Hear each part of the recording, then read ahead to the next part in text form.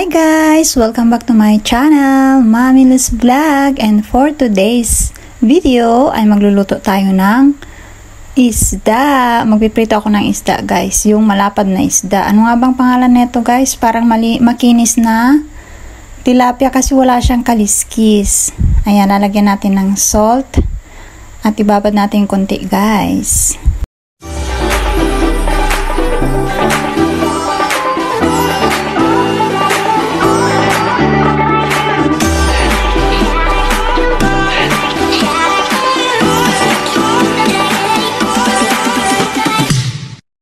At ito na guys, maglalagay na tayo ng oil sa ating kawali at papainitin natin yung mantika para mas maganda hindi siya didikit guys. Kasi yung kawali ko na to is lumang-luma na siya guys. Didikit na kapag hindi masyadong mainit yung mantika.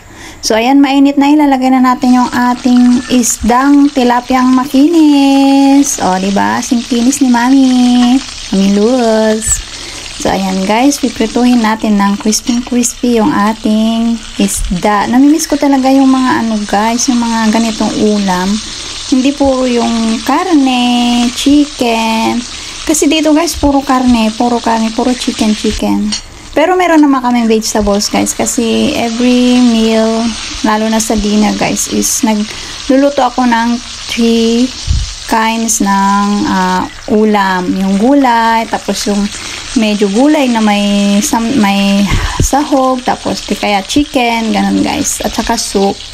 Ayan, luto na yung ating isda. I-prepare naman natin guys yung ating sausawan. Dahil hindi ako nakabili ng kalamansi guys, gagawa na lang ako ng sarili kong sausawan para mas masarap ang ating kain kapag may sausawan guys. Ayan, nagkat-kat na ako ng onion. Ayan, at saka magkakat-kat na rin ako ng tomato. Ayan guys, ang sarap ng ng ganitong mga sausawan, di ba? Nakakamiss talaga yung mga ulam sa atin. Yung mga simple lang, ganon. Walang maraming chichiburichi. Ayan.